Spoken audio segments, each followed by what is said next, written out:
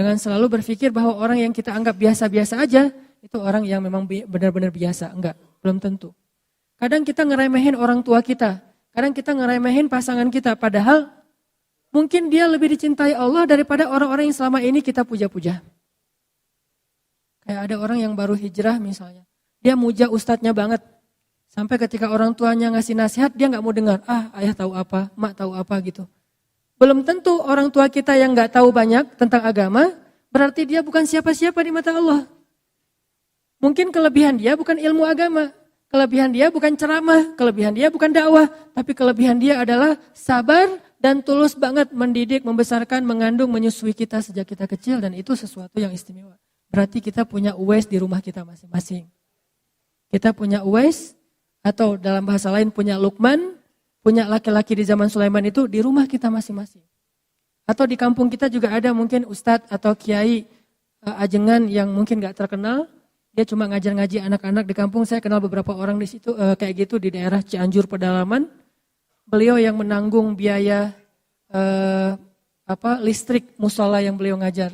Jadi anak-anak itu belajar ke beliau gratis, terus biaya listrik setiap bulan beliau yang tanggung dari hasil panen beliau yang memang pas-pasan gak terlalu banyak. Ini orang luar biasa, gak ada yang kenal sama beliau. Tapi alhamdulillah Allah beri kesempatan saya kenal beliau, saya tahu ini Uwais di zaman ini nih, salah satunya nih. Orang-orang kayak gini, kalau kita ketemu, jangan sia-siakan kesempatan, langsung minta doa. Kayak tadi, pengen ketemu Uwais karena statusnya masih sendiri, ada Uwais di zaman kita. Siapa? Ayah kita mungkin? Siapa? Seorang kiai yang tidak terkenal, kiai biasa aja, tetapi justru karena dia biasa aja, Allah lebih mencintai dia mungkin. Karena keikhlasan dan kerendahan hatinya. Luqman kurang lebih seperti itu. Sehingga Allah Subhanahu wa taala mengangkat derajat Luqman. Kan Allah itu tu'izzu man tasya wa tudhillu man tasya. Allah itu mengangkat derajat siapa yang Dia kehendaki dan merendahkan siapa yang Dia kehendaki. Yang sangat terkenal Allah rendahkan kayak Fir'aun, Namrud, Haman, Qarun, Allah rendahkan. Yang gak terkenal Allah tinggikan seperti Luqman salah satunya. Tu'til mulka man tasya wa tanzi'ul mulka mimman tasya wa tudhillu man tasya wa tu'izzu man tasya wa tudhillu man tasya. Allah kasih kekuasaan kepada siapa yang Allah kehendaki, Allah cabut kekuasaan dari siapa yang Allah kehendaki. Allah berikan kemuliaan kepada siapa yang Allah kehendaki, Allah hinakan siapa yang Allah kehendaki. Terserah Allah.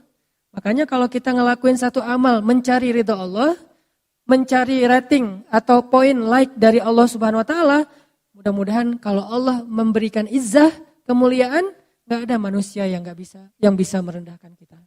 Allah yang mengangkat. Kan banyak banget orang-orang yang di zaman kita lihat kayak selebriti-selebriti yang dulunya bukan siapa-siapa tiba-tiba jadi terkenal gitu, yang dulunya ngamen di jalan tiba-tiba masuk TV, masuk dapur rekaman, jadi punya banyak album, terkenal kemana-mana, dipuji-puji. Sampai dia bikin lagu, dulu saya bukan siapa-siapa, saya dulu dihina, sekarang saya dipuja, gitu-gitu deh. Banyak kan kisah yang kayak gitu kan ya. Kayak misalnya di komik itu, Dodit, yang orang anggap siapa sih orang kayak gini, kayak apa misalnya autis apa, ternyata orang kayak gitu yang kayak lempeng gitu. Kayak sadis ya, bikin orang ketawa tapi dia gak ketawa, kan sadis tuh. Ternyata malah diangkat misalnya sisi popularitasnya, Allahu a'lam tentang sisi keistimewaannya, yang jelas popularitasnya diangkat. Allah punya banyak cara. Sehingga kita gak perlu iri, dengki dalam urusan-urusan kayak ginilah. Kalau mau, kan kita tuh, kenapa sih kita memamerkan amal soleh kita atau kebaikan kita? Biar dipuji orang. Padahal ketika kita memamerkan, orang malah gak memuji. Ketika kita riak, kita sombong, orang malah gak menghargai kita. Kalau kita pengen dihargai, mendingan kita mencari perhatian Allah, capernya ke Allah gitu. Karena kalau Allah udah berkenan kepada kita, akan Allah angkat. Dan kalau Allah angkat, gak ada yang bisa merendahkan. Itu kan yang dikatakan Nabi kepada Ibnu Abbas. Ketika Nabi lagi boncengan sama Ibnu Abbas, mungkin lagi kemana gitu, lagi ke pasar berdua sama Ibnu Abbas boncengan. Ibnu Abbas di belakang. Nabi bilang, ya gulam, anakku, ihfazillah, yahfazka. Yang perlu kamu jaga itu Allah, bukan manusia. Jadi jaga perasaan Allah. Kalau kita menjaga perasaan manusia, karena Allah.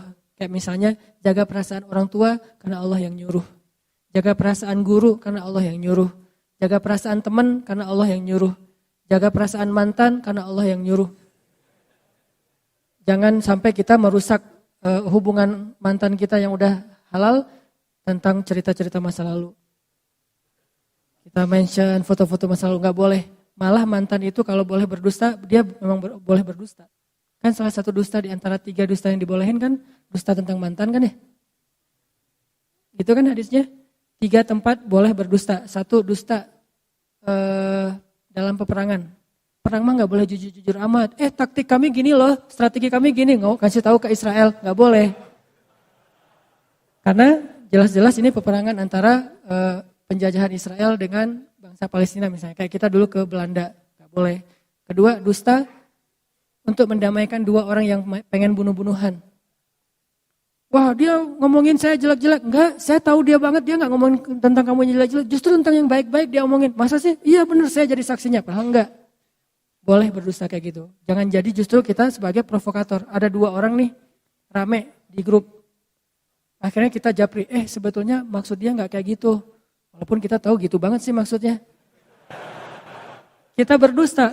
Soalnya pas aku ketemu sama dia sebetulnya muji-muji kamu loh. Dia nyebutin kebaikan-kebaikan kamu. Padahal nggak pernah kayak gitu. Ini dusta. Demi mendamaikan. Selama tidak berlebihan. Yang ketiga, dusta tentang masa lalu.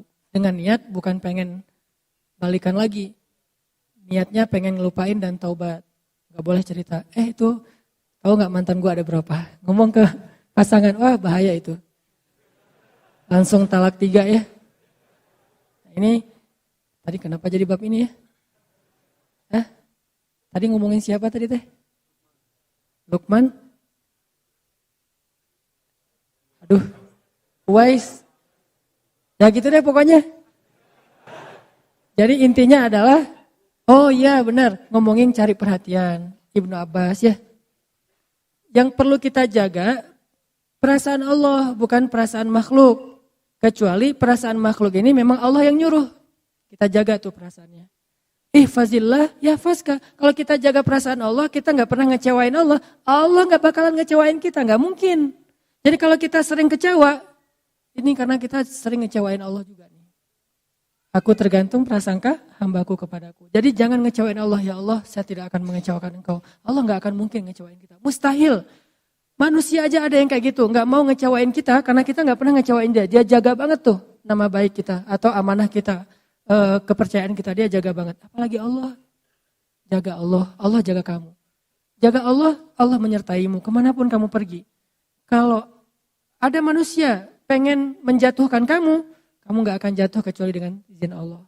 Ada manusia yang pengen mengangkat kamu, kamu tidak akan menjadi terangkat, menjadi lebih mulia kecuali dengan seizin Allah. Jadi kalau kita kadang-kadang ada cemburu dan itu manusiawi, sifat dasar kita. Cemburu ngelihat ada orang lain yang mungkin kayak lebih diapresiasi dari kita. Nah caranya jangan menghalangi dia, jangan ngejelek-jelekin dia, malah makin jelek kitanya. Jangan juga memamerkan kebaikan kita. Caranya gimana? Ya udah, caper aja ke Allah yang maha meninggikan derajat hamba-hambanya. Lakuin lagi kebaikan yang banyak. Gak apa-apa manusia gak tahu, makin manusia gak tahu, makin Allah senang tuh. Akhirnya Allah angkat dan itulah yang terjadi kepada Luqman.